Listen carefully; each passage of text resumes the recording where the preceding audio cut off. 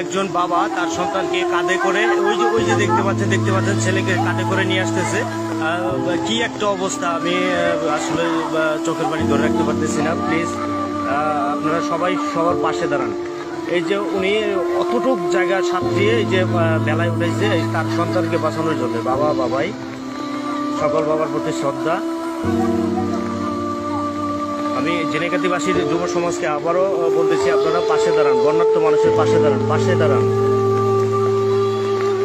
রক্ষা করুন শিশু সন্তান, রক্ষা করুন তাদের গর্বে, রক্ষা করুন তাদের হাঁস মুরগি গরু ছাগল।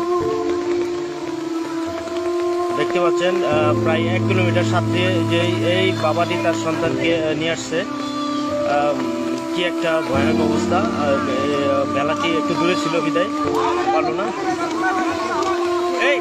এই আর কতজন আছে? আল্লাহ, এই